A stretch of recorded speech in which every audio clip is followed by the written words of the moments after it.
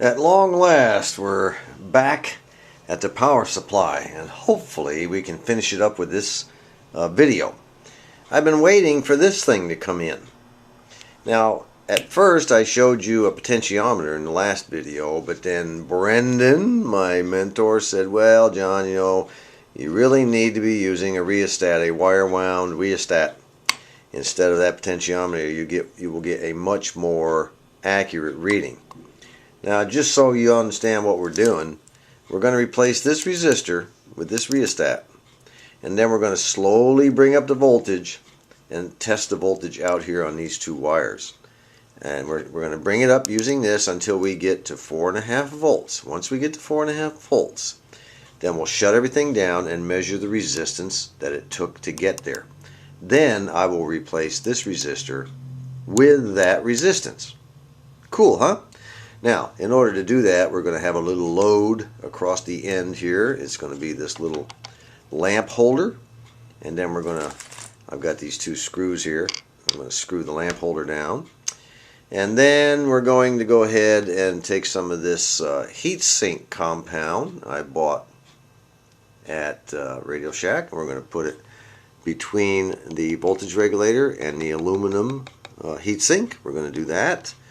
And then we're going to solder up our tantalum capacitor. Our tantalum capacitor will go between the two leads on this electrolytic. It'll be in parallel with this electrolytic capacitor. And let me see, let me remind you on the schematic.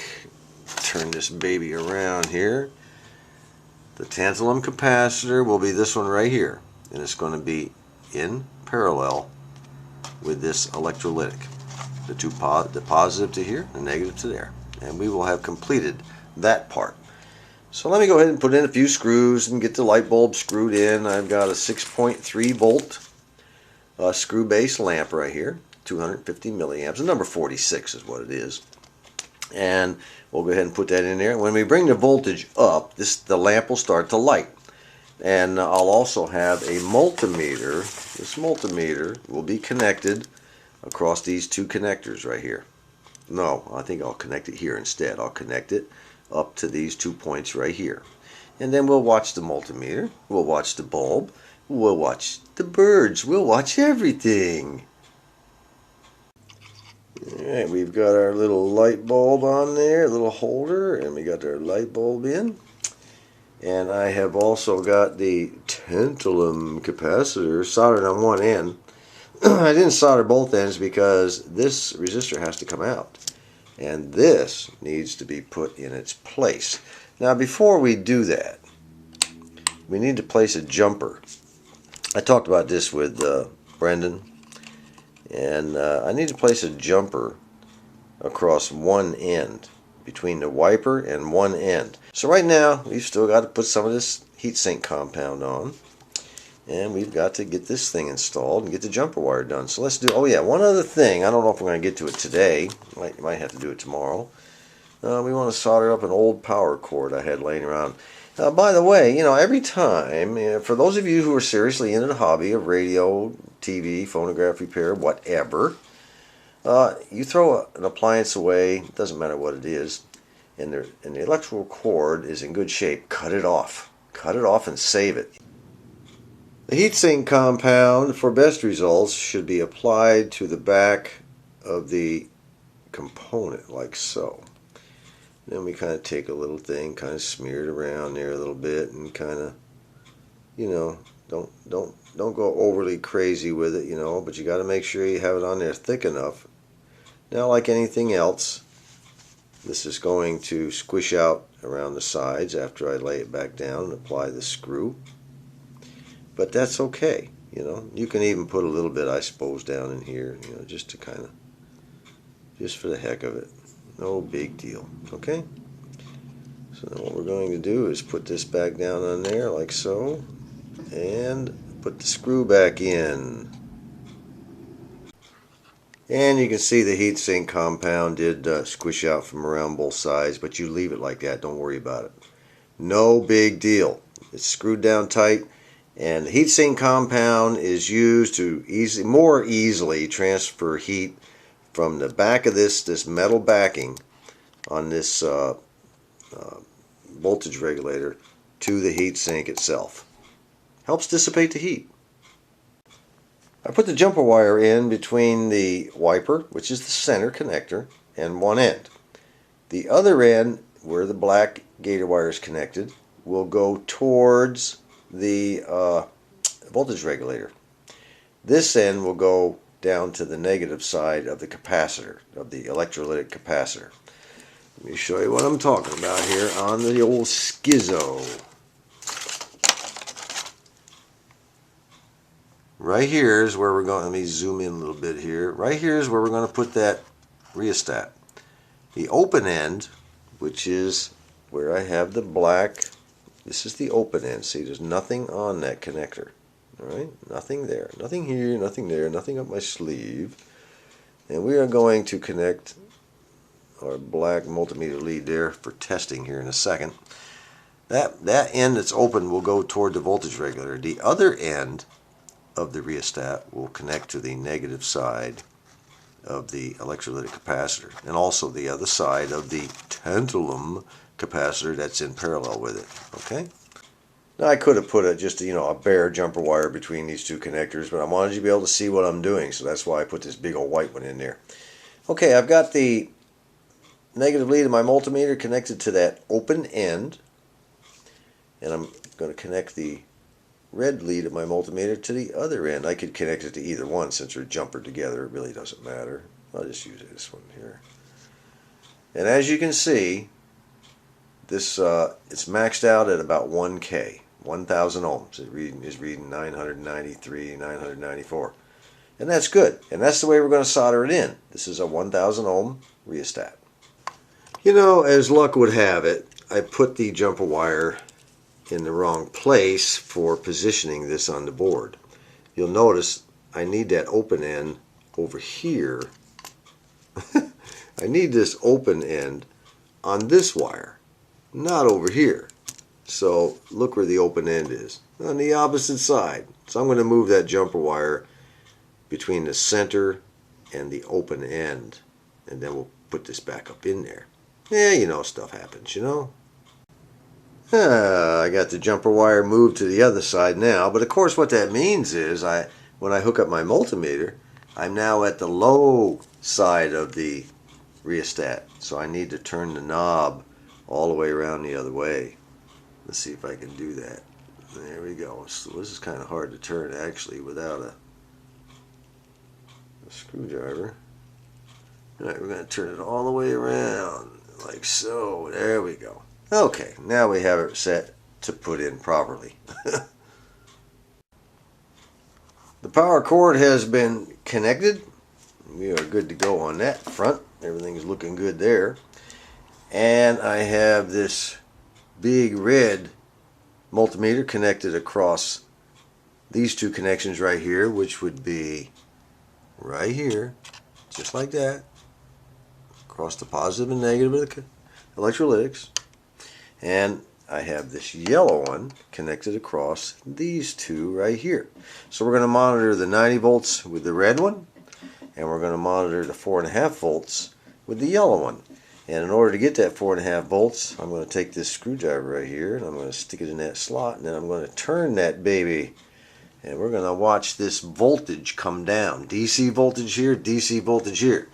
When I'm turning this, we're not going to be watching resistance, we're going to be watching voltage.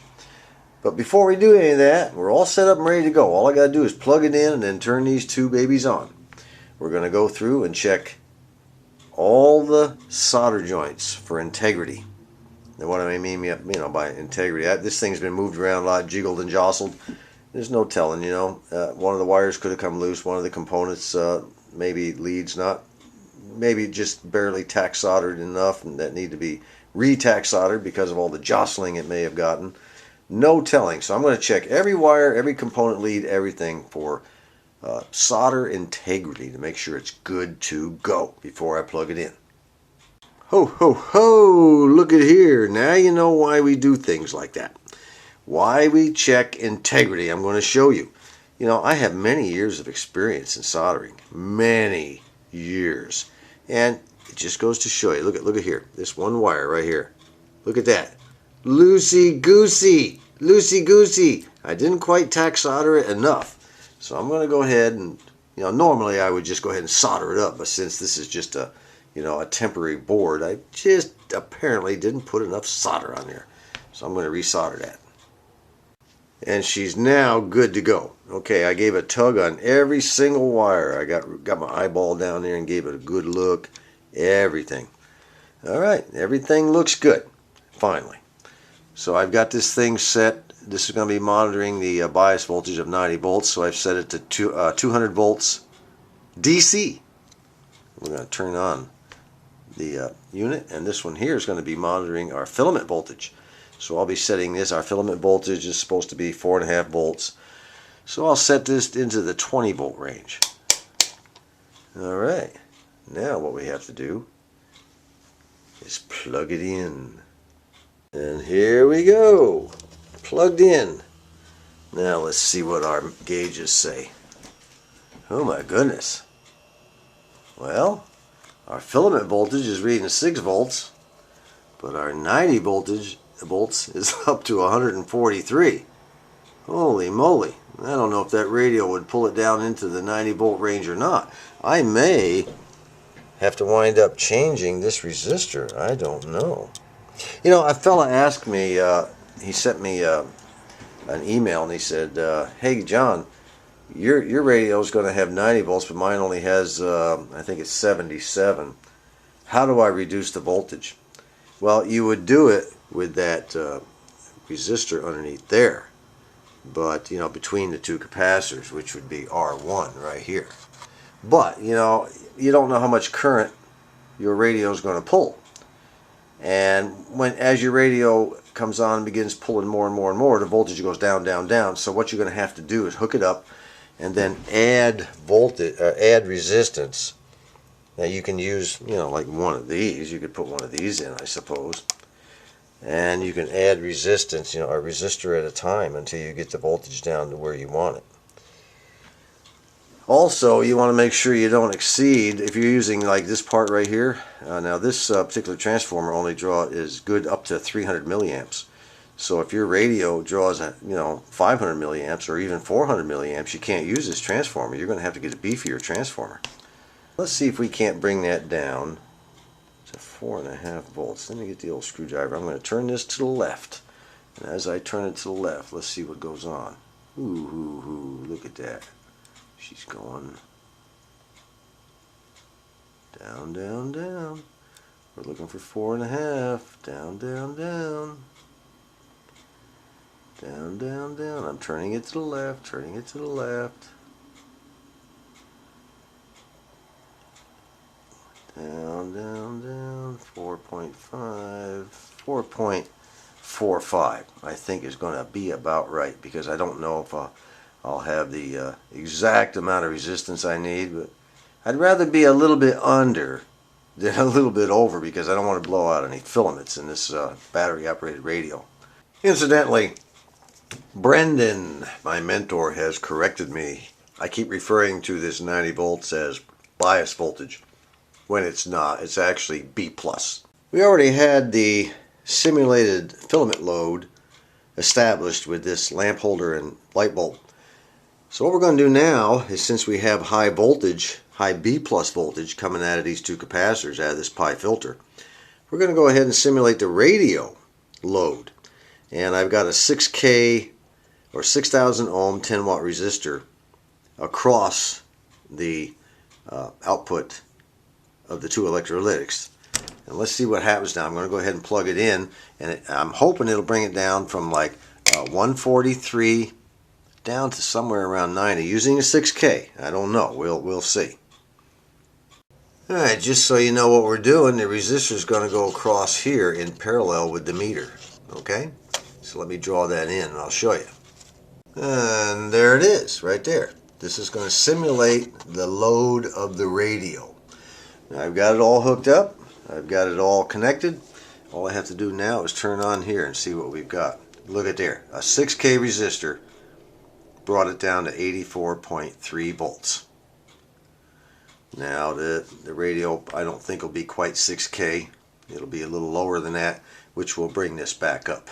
And you know, there may have to be an adjustment later on with that resistor down there. I don't know. It all depends. A little higher voltage probably won't hurt as far as B plus goes. Hold it. There's still one thing left to do. I forgot to measure the resistance of the rheostat to find out how much resistance it took to get the filament voltage down to around 4.5 volts. So let's go ahead and I've got it connected. I got my multimeter connected between the outside connector and one side of the jumper wire. Let's turn it on and see what we get.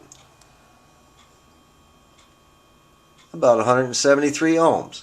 So what I'm going to do now is remove this rheostat and stick about anything from 170 to 175, somewhere in that area depending on what I've got, ohm resistor in place of this rheostat. So that's it for now. Everybody now has seen it built. The next time you see this thing, we'll have it hooked up to the radio and we'll turn the radio on. I can't wait for that. So until next time, this is John.